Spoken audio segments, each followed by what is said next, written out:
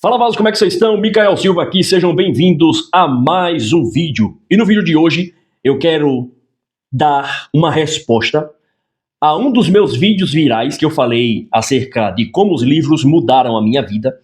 E eu recebi vários comentários de diversas pessoas falando acerca da indicação que eu dei de que a Bíblia Sagrada foi o livro que mudou a minha vida. Antes de mais nada, deixa um like, se inscreva no canal, compartilhe com os amigos e venha fazer parte da nossa comunidade.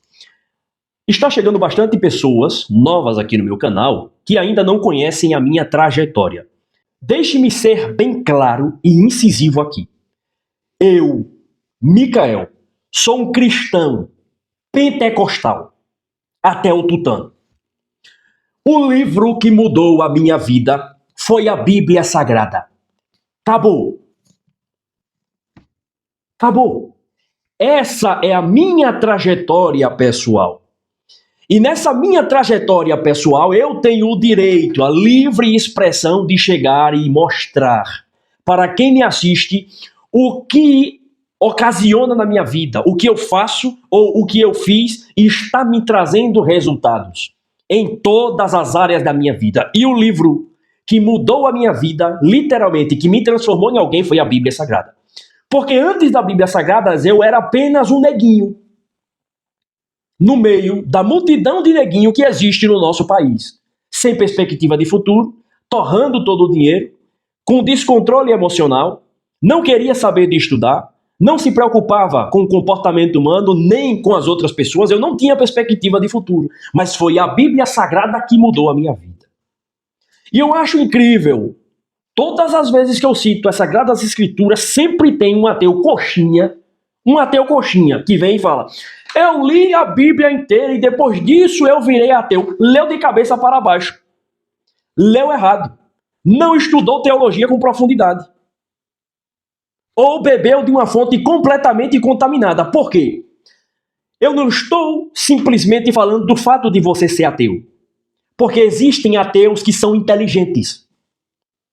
E eles mesmos reconhecem que existem comprovadamente, arqueologicamente, ou melhor, cientificamente, existem mais de 5.000 cópias que comprovam a veracidade do que está escrito aqui. Ou seja, ao longo da história, os pesquisadores acharam vários papiros e se juntar isso dentro de uma sala, dá a quantidade de mais de 5.000 cópias de escritos com as histórias semelhantes ao que está escrito dentro das Sagradas Escrituras e fazendo referência a esse livro.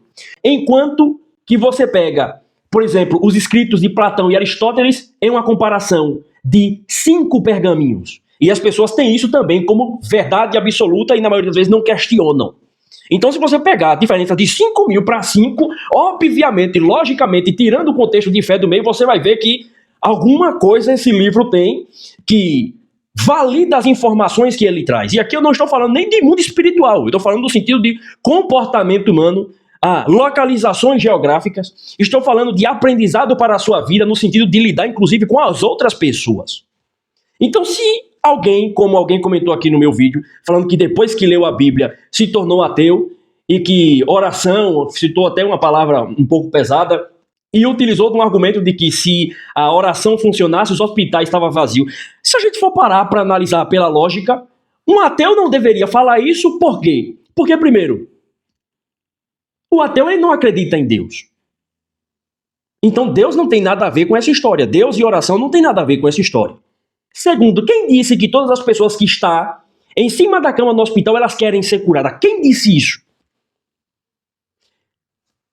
No ano passado, eu não preciso ficar falando das benesses que eu faço e mostrando aqui no YouTube, porque eu aprendi um princípio dentro das Sagradas Escrituras de que o que a tua mão direita faz, a esquerda não precisa ficar sabendo.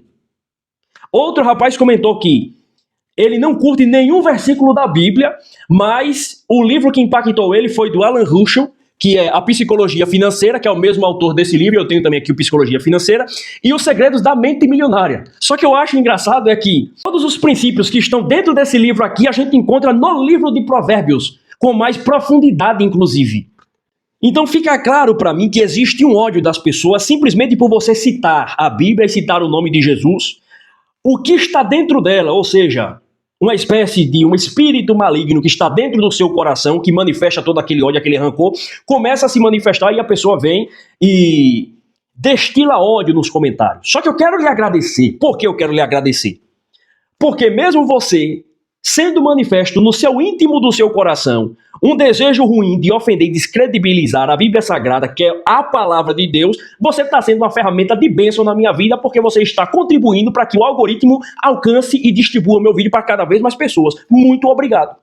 Só que o contraponto que eu quero trazer aqui é, antes de comentar qualquer coisa, e principalmente antes de manifestar o seu ódio gratuito pelas Sagradas Escrituras, pelo menos leia e faça um curso de teologia para entender e achar os pontos de discordância que você tem com esse livro.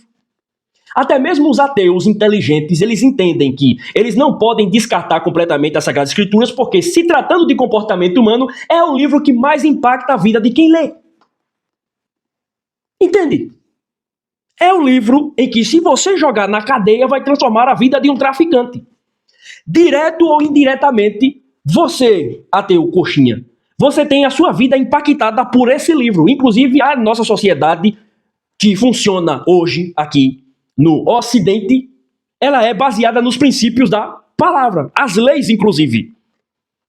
Você não teve sua casa invadida, o seu bairro tomado de conta pelo Islã ainda, porque cristãos pentecostais, como pessoas que nem eu, que vai de casa em casa fazer oração, que é cultura, que é normal, combate essa ideia, entende? E uma frente poderosíssima para que o Islã não tome de conta do nosso país ainda. Com uma Bíblia debaixo do braço, entrando na favela, inclusive parando o tiroteio. Jogando isso aqui no meio da cadeia e camarada que já foi preso mais de 30 vezes. Pois é, existe essa realidade que geralmente o ateu coxinha de internet, ele não tem contato. Entende? Esse livro, meu irmão, esse livro aqui, ó, transforma as vidas. E para você saber quem eu sou, apenas um jovem que está no caminho do conhecimento, eu sou cristão, eu acredito em tudo que está aqui. Porque eu acredito pela fé que tudo que está aqui é suficiente para abarcar a minha vida e me levar para a eternidade. Ou seja, para me dar salvação através da mensagem do Evangelho. Eu não vou parar de falar acerca da Bíblia. Eu não vou parar de falar acerca de oração, porque você que nem me conhece está do outro lado e acha ruim. Se você não se sente bem quando eu citar a Bíblia, por gentileza, desapareça do canal. E eu preciso ser incisivo aqui. Eu não vou me moldar a público que não gosta da palavra de Deus. Eu não estou preocupado em agradar ninguém. Eu estou preocupado em mostrar a verdade da minha vida, o que eu estou fazendo. O que Deus está trabalhando na minha vida e o meu chamado. Eu não estou preocupado com like, não estou preocupado com dinheiro, não estou preocupado com compartilhamento, não estou preocupado em caber em rótulos e entrar em qualquer roda, amigo. Eu sei quem eu sou, eu sei em quem eu acredito e eu sei porque eu estou aqui e sei aonde eu quero chegar. Se você olhar o meu conteúdo e eu citar a palavra de Deus e você não gostar, por favor, pule fora. Pule fora. Ok? Não é obrigado a ficar. Então, já vou deixar claro, desde agora. Não me venha com comentário, não fala da Bíblia. Não fala da Bíblia? Como assim, meu irmão? Como assim? Não existe a possibilidade de eu parar de falar de Jesus e da Bíblia. Ok? Eu sei do poder que esse livro carrega. Eu vivo isso através de experiências práticas espirituais no dia a dia. Ok? Eu sei o poder da oração e como que ela funciona, tanto na minha vida e na vida das outras pessoas que são impactadas por ela. Então não me venha querer impor a sua opinião sem fato, sem lógica, sem comprovação, sentado no sofá da sua casa, tomando um café. Uma pessoa que muitas das vezes não sai nem para dar bom dia e nem respeitar as outras pessoas, porque a partir do momento em que você diz que leu a Bíblia inteira, se tornou ateu, e você coloca palavras de baixo calão em um comentário, você não leu a Bíblia, você não aprendeu nada, leu de cabeça para baixo. Então esse vídeo aqui é para mostrar quem eu sou. Eu não sou dono da razão. Eu tenho a necessidade e a compreensão de que eu preciso aprender, inclusive, gramática, sim, matemática, português, filosofia. Entende? Eu tenho necessidade de aprender sobre tudo, porque eu sou um jovem que não tive acesso a nada disso. E eu decidi que ao longo da minha vida nunca mais eu vou parar de estudar e de buscar conhecimento. E para aqueles que estão criticando, eu estou ansioso, esperando você postar os seus vídeos para que você também comece a receber os resultados. Ok? Só atiram pedra em quem está exposto, irmão. Pega a visão. Quem está no escuro, quem está nas entrelinhas, quem está por detrás de um perfil fake, ninguém atira pedra, porque não constrói nada. Não constrói nada. De novo, sou cristão. Respeito todas as pessoas. Independente de sexo, de cor, de religião. Eu não estou nem aí para isso. Eu olho e enxergo pessoas. Eu lido com pessoas, trabalho com pessoas, me relaciono com pessoas, faço amizade com pessoas. Eu não quero saber se você gosta disso ou de aquilo. Eu estou mostrando aquilo que eu faço, aquilo que eu vivo, a verdade que eu vivo, e eu transmito essa verdade. Não estou preocupado em agradar a todo mundo. Pelo contrário, eu fujo de querer agradar a todo mundo. Nem Jesus agradou todo mundo e Jesus foi chamado de demônio. Quem dirá eu, um comedor de arroz e feijão? Você tá maluco? Tá maluco? Comigo não. Comigo não. Não funciona dessa forma. Ok? Não estou aqui para agradar todo mundo. Não quero agradar todo mundo e faço questão de desagradar. Faço questão de errar. Porque só consegue obter resultados aquele que tem ousadia para errar, meu irmão. Beleza? Esse é o meu ponto. Eu acredito em princípios, eu acredito em honra, eu acredito em Deus, eu acredito em família. Eu acredito em presença masculina, eu acredito em mulher feminina. Eu acredito que existe interesse genuíno entre as pessoas, apesar de estudar muito acerca de conhecimento humano.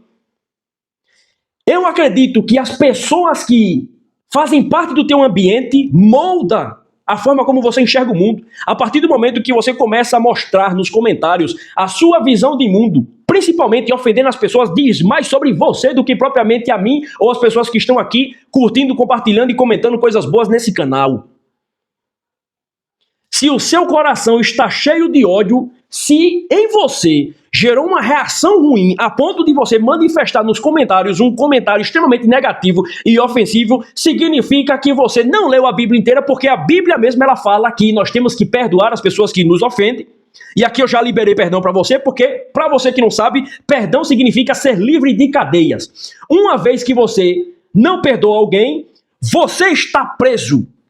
Automaticamente o teu corpo começa a entrar em declínio, gerando um monte de outros problemas dentro de você. E na maioria das vezes, enfermidades severas. Um exemplo, o câncer é fruto da falta de perdão. Ou seja, Deus não tem nada a ver com isso. É outro ponto aqui também.